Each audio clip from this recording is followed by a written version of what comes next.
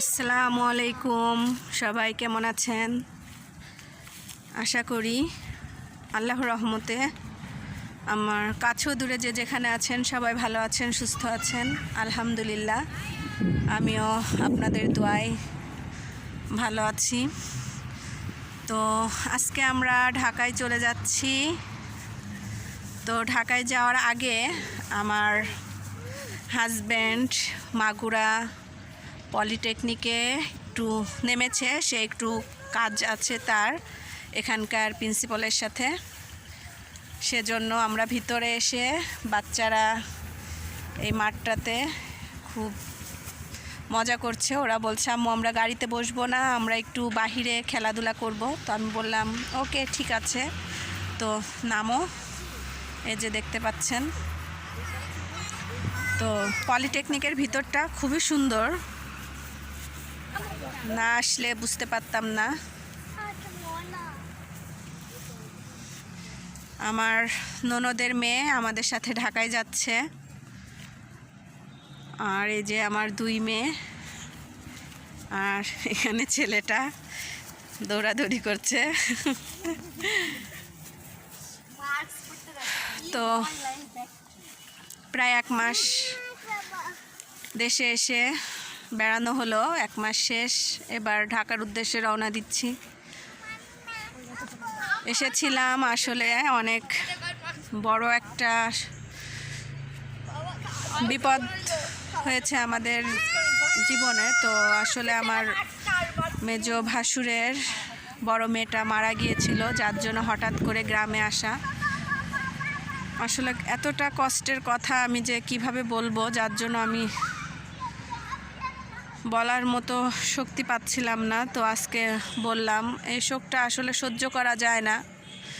মা বাবা থাকতে সন্তান চলে যায়, এটা আসলে অনেক কষ্টের একটা। তারপরও এখন আল্লাহ যাকে পছন্দ করবে তাকে তো যেতেই হবে। তো আপনারা সবাই আমাদের সারার জন্য দোয়া করবেন। আমার মেজো ভাসুরের বড় মেয়ের নাম সারা, তো সবাই ওর জন্য দোয়া করবেন, আল্লাহ যেন ওকে বেহেশতবাসী করে। এত অল্প বয়সে সে আমাদেরকে ছেড়ে চলে গেল। তো এর জন্য আমি অনেক দিন ভিডিও দিতে পারিনি। তারপর আমার ছোটো খালামণির বাড়িতে যে ভিডিও দিয়েছি, আসলে আমার বলতে খুবই কষ্ট হচ্ছে।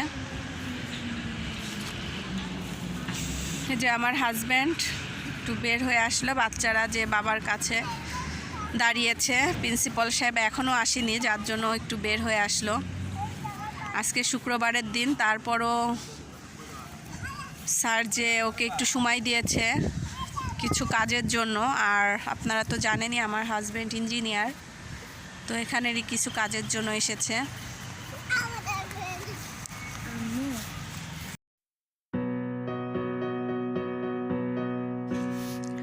আমরা এখন ভিতরে চলে যাব। আমাদেরকে ভিতরে ডেকেছে প্রিন্সিপাল সাহেব, উনি এখনও এসে পৌঁছায়নি। তো বলল ভিতরে এসে বসার জন্য, একটু নাস্তা পানির ব্যবস্থা করেছে। তো চলেন পলিটেকনিকের ভিতরে একটু ঘুরে আমিও দেখি আর আপনাদের সাথেও শেয়ার করি। তো এই যে বাচ্চারা ঢুকে যাচ্ছে, আমার ছেলে তো দৌড়ে চলে গিয়েছে। আর এই করোনার ভিতরে সব কিছুই বন্ধ, যেখানে মানুষ থাকবে, মানুষের ভিড় থাকবে, সেখানে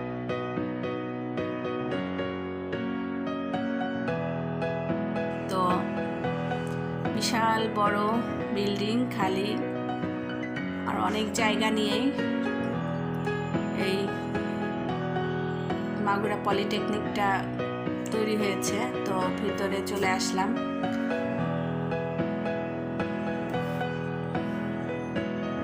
আমার মেয়েরাও দেখতে পারলো।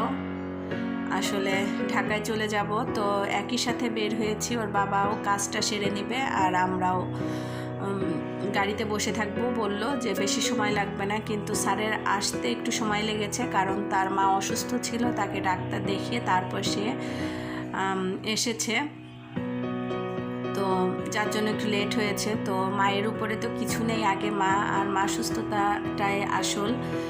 আর উনি ওনার মাকে খুব যত্ন নেয় বুঝতে পারলাম, এবং খুব ভালোবাসে। তো আমরা এই যে ভিতরে চলে এসেছি, স্যার যেখানে বসেন সেখানে চলে এসেছি। তো স্যারের রুমটাও খুব সুন্দর। আর এই যে আমার হাজব্যান্ড বসে আছে, আর এই পাশে বাচ্চারা বসে আছে, আর আমরা বসে আছি। তো বললো তোমরা একটু ঘুরে দেখো চারিপাশটা, তো সেজন্য একটু ঘুরে দেখছি। স্যারের রুমটাও ঘুরে দেখলাম।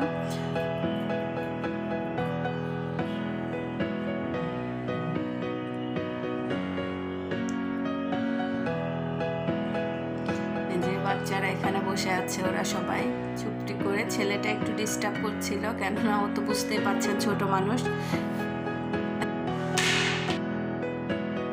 নিয়ে আবার একটু বাহিরে চলে আসলাম, সে একটু বাহিরে দৌড়াদৌড়ি করছে।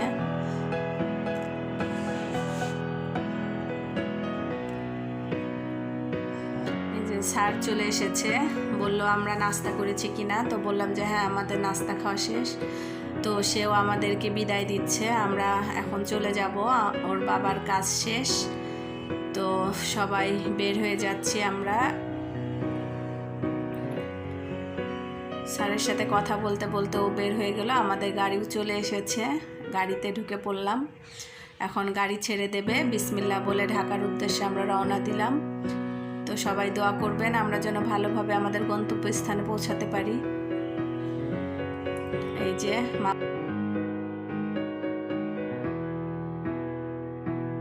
আমরা এখন কামারখালী ব্রিজে উঠে যাব। আমাদের কামারখালী ব্রিজটা আপনাদের সাথে একটু শেয়ার করলাম, দেখেন অনেক সুন্দর ব্রিজ।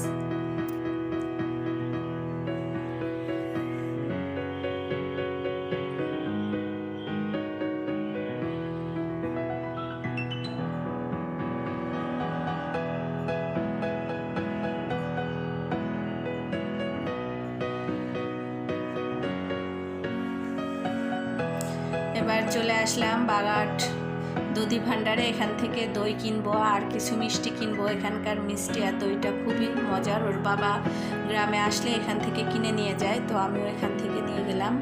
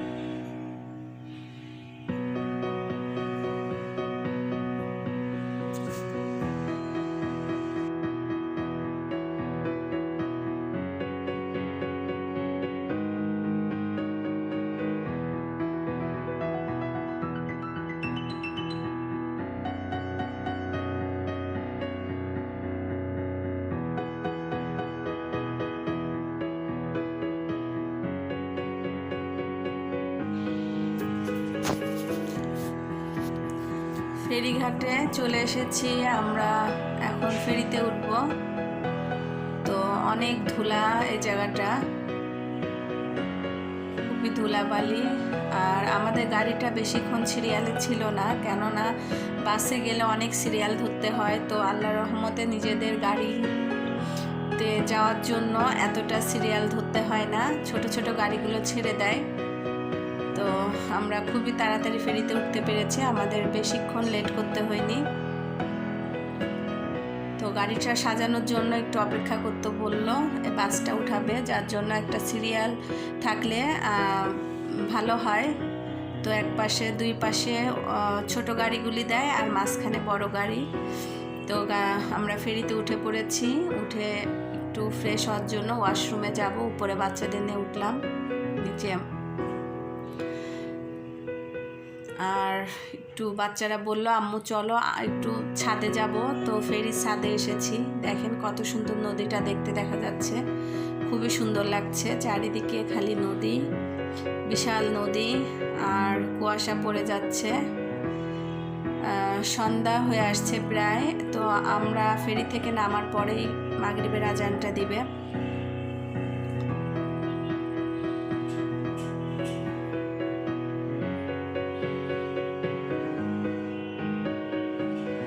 যে আমাদের গাড়ি এখন নেমে যাবে, আমরা ঘাটে চলে এসেছি।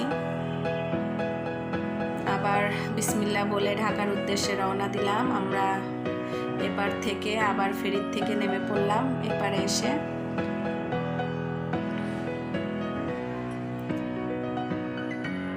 আমাদের গাড়ি ছেড়ে দিয়েছে।